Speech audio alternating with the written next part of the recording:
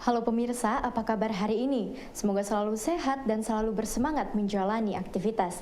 Hari ini program Berita News Point hadir menjumpai Anda bersama saya Sekar Hayu. Selama 30 menit ke depan, News Point akan menyajikan berita terbaru seputar Universitas Brawijaya dan Malang Raya. Jangan kemana-mana, keep on this channel, News Point.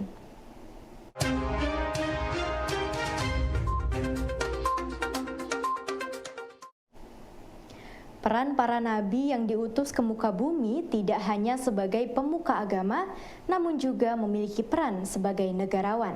Pernyataan tersebut disampaikan oleh Dr. Husbul Fatoni, Ketua Pusat Pembinaan Agama Universitas Brawijaya, kepada para takmir masjid sekota Malang. Menurut Husnul, para nabi yang turun ke muka bumi termasuk Nabi Muhammad tidak hanya menyampaikan wahyu, namun juga menata kondisi sosial politik masyarakat pada masanya menjadi masyarakat yang lebih baik dan tertata. Dalam sejarah mengenai turunnya para nabi dan rasul disebutkan bahwa para nabi tidak hanya berperan sebagai pemuka agama, namun juga berperan besar dalam menata kondisi sosial politik masyarakat pada masa kenabian mereka. Para nabi memiliki peran sebagai pemimpin masyarakat dan negarawan. Hal ini juga dilakukan oleh Nabi Muhammad ketika berada di Madinah, yang berperan sebagai pemimpin agama sekaligus pemimpin masyarakat Madinah dengan mengubah kota Yatsrib menjadi kota Madinah yang memiliki kehidupan sosial, politik lebih baik. Rasulullah itu di Madinah, beliau sebagai agamawan sekaligus sebagai negarawan. Karena merubah dari desa yang bernama Yatsrib menjadi Madinah.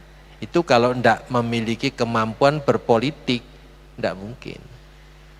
Nabi Zulkifli itu seorang nabi juga negarawan. Nabi Daud seorang nabi juga negarawan. Nabi Sulaiman seorang nabi juga raja kan. Nah, Rasulullah di Mekah itu agamawan murni. Tapi ketika di Madinah, beliau agamawan sekaligus negarawan. Mesti nonton negara. Mesti nonton negara. Nah, karena itu politik dalam Islam itu sesungguhnya adiluhung. Ya. Diharapkan dari kisah tersebut dapat dimanifestasikan pada hari ini bagi para pemuka agama yang juga berperan dalam perubahan dalam masyarakat. Dakwah merupakan kewajiban setiap muslim melalui cara yang baik dan benar. Guru Besar Fakultas Kedokteran Hewan Unair, Profesor Mustafa Helmi, pada sarasehan takmir masjid di UB menjelaskan, inti dari dakwah adalah mengajak. Lebih lanjut, Mustafa menjelaskan tahapan dakwah meliputi 3 hal, yaitu dengan ajakan, diskusi, dan contoh. Mustafa meminta agar 3 hal ini menjadi panduan bagi takmir dan marbot masjid dalam menjalankan tugasnya sehari-hari. Dakwah merupakan tugas dari umat muslim dengan panduan yang sudah tercantum dalam Al-Quran. Dalam sarasehan takmir masjid yang diadakan oleh Masjid Raden Patah UB, Guru Besar Unair Profesor Mustafa Helmi menjelaskan bahwa dakwah memiliki 3 tahapan kunci. Tahapan tersebut dimulai dengan ajakan yang akan dilanjutkan dengan diskusi bersama sebagai objek dakwah. Langkah kunci ketiga adalah dengan memberikan contoh secara langsung dari materi dakwah yang disampaikan.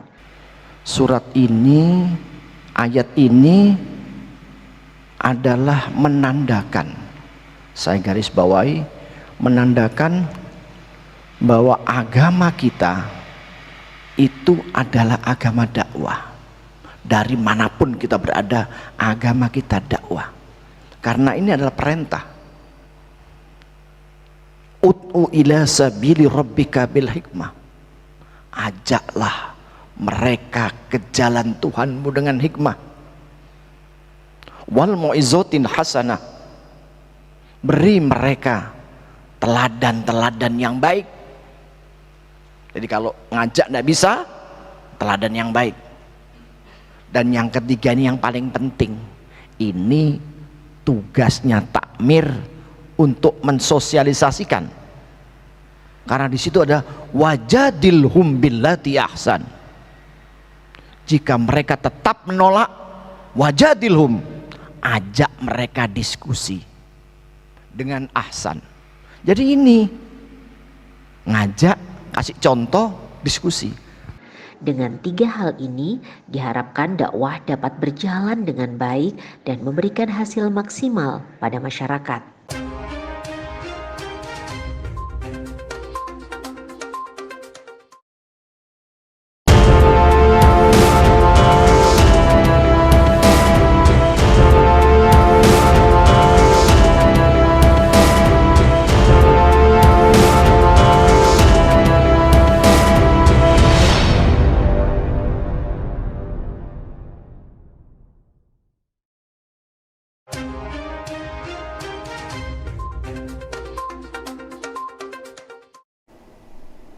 Beasiswa Pendidikan Indonesia yang berada di bawah naungan Kemendikbud, menurut Wakil Rektor 4 UB, Andi Kurniawan, memiliki skema yang jelas sehingga dapat menjadi referensi bagi dosen muda di UB yang akan melanjutkan kuliah di luar negeri.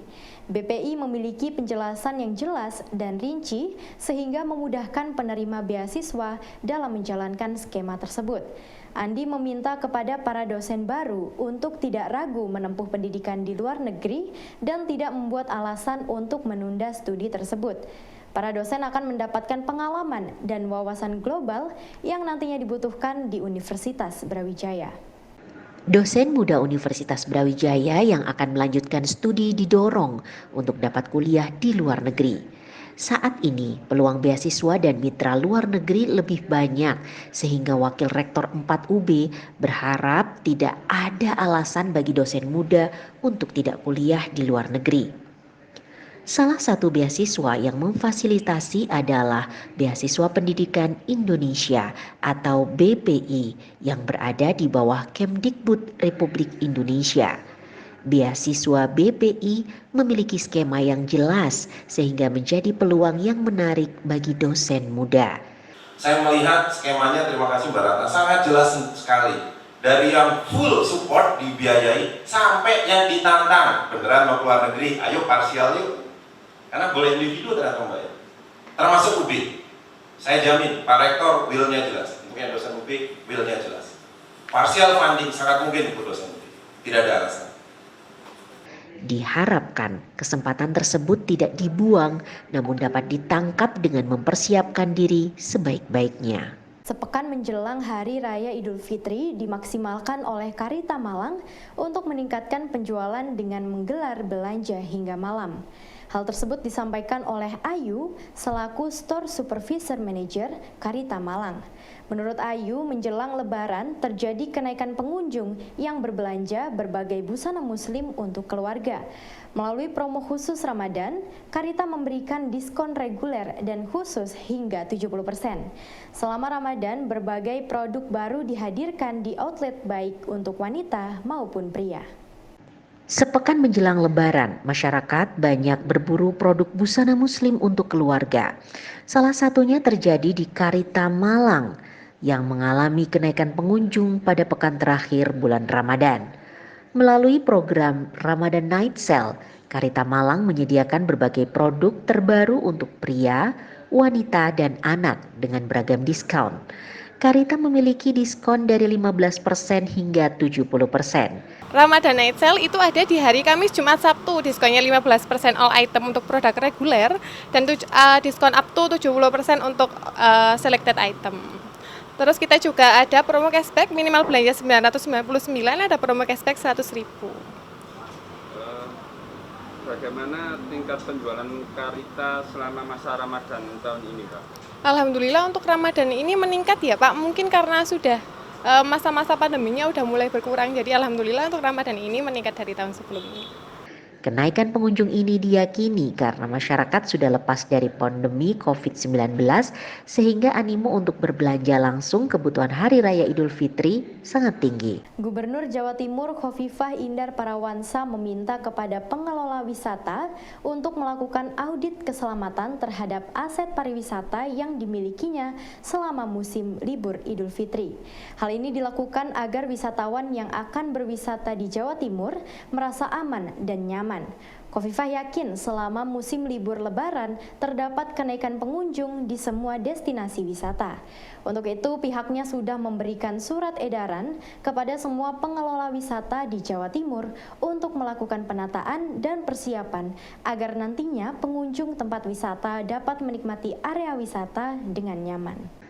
Momen Idul Fitri yang identik dengan silaturahmi dan wisata menjadi perhatian Gubernur Jawa Timur Khofifah Indar Parawansa agar tempat wisata mempersiapkan sarana dan prasarana yang memadai.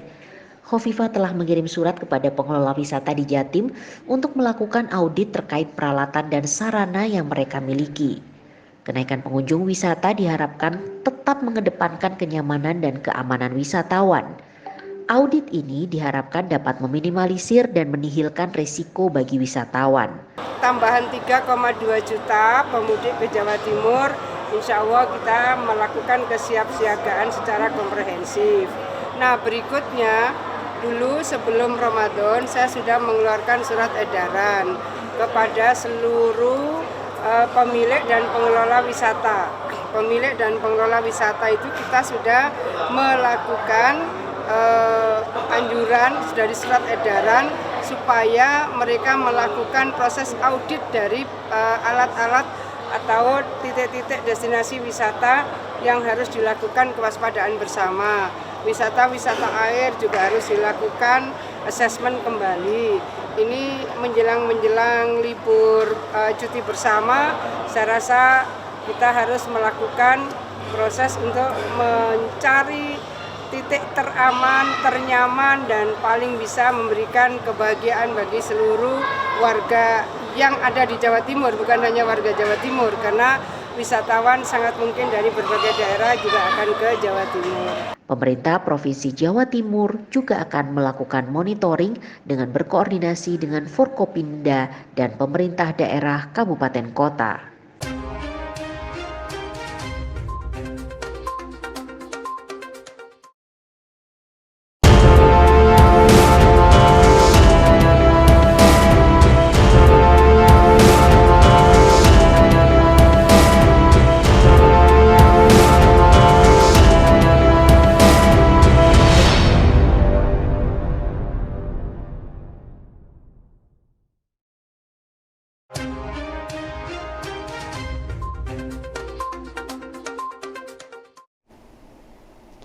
Generasi milenial yang memiliki karakter percaya diri, kreatif, dan terkoneksi masih memiliki titik lemah dalam hal idealisme.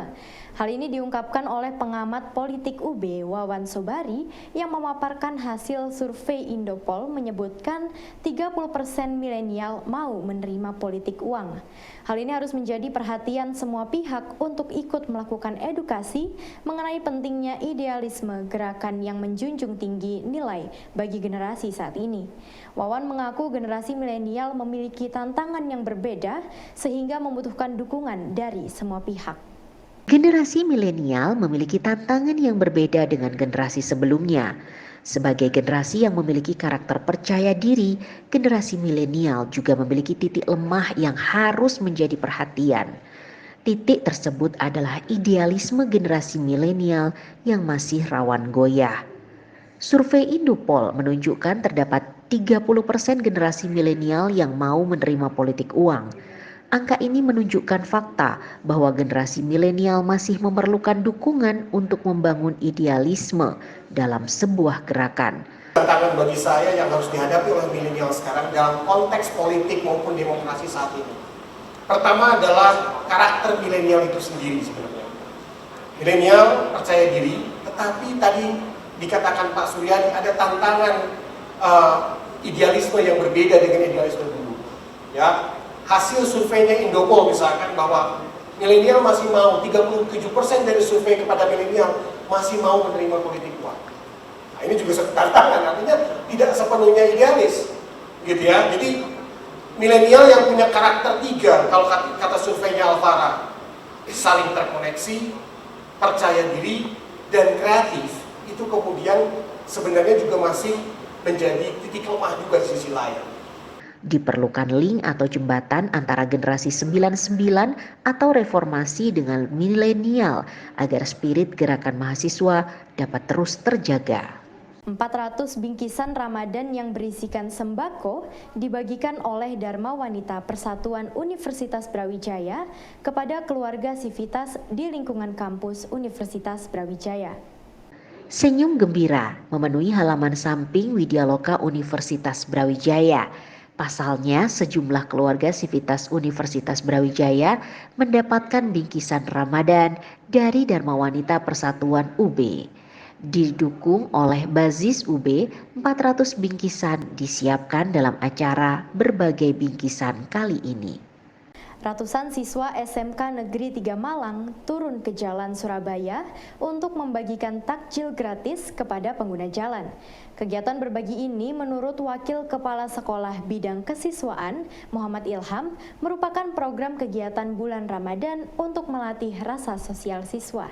SMK Negeri 3 Malang menerjunkan seluruh siswa dari 22 kelas yang ada secara bergantian membagikan takjil kepada pengguna jalan di depan sekolah.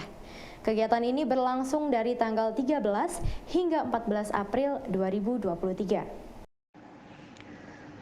SMKN 3 Malang menggelar kegiatan amal bersama siswa pada 10 hari bulan Ramadan dalam bentuk pembagian takjil gratis kepada pengguna jalan. Kegiatan tersebut berlangsung selama 2 hari pada tanggal 13 hingga 14 April 2023. Pembagian takjil ini merupakan upaya sekolah untuk menanamkan kepekaan sosial dan berbagi bagi siswa terhadap sesama. Seluruh siswa dari 22 kelas yang ada di SMKN 3 dilibatkan dalam kegiatan pembagian takjil secara bergantian. Pembagian dilakukan di depan sekolah yang terletak di Jalan Surabaya, Kota Malang. Gratis ini yang dilakukan oleh seluruh siswi SMK Negeri 3 Malang ini dalam rangka kita menyemarakkan bulan Ramadan. Kemudian di 10 hari terakhir ini kita ingin berbagi berkah agar kita mendapatkan Lailatul Qadar seperti itu. Ya. Ya, untuk yang terlibat di sini kita melibatkan semua kelas. Jadi ada 22 kelas. Jadi setiap harinya ada sekitar 13 kelas dan ada juga dari pihak OSIS, kemudian ekstrakurikuler yang terlibat juga. Jadi setiap harinya sekitar yang terlibat 13 sampai 16 dari kelas seperti itu. Pembagian takjil ini diharapkan menjadi benih amal bagi seluruh siswa dan guru SMKN 3 di 10 hari terakhir bulan Ramadan 2023. Baik pemirsa, informasi tadi sekaligus menutup perjumpaan kita hari ini. Jangan lupa saksikan News Point setiap hari pukul 19.30 waktu Indonesia Barat hanya di UB TV, Televisi Pendidikan Universitas Brawijaya. Saya Sekar Hayu dan seluruh kru yang bertugas pamit undur diri. Terima kasih dan selamat beraktivitas.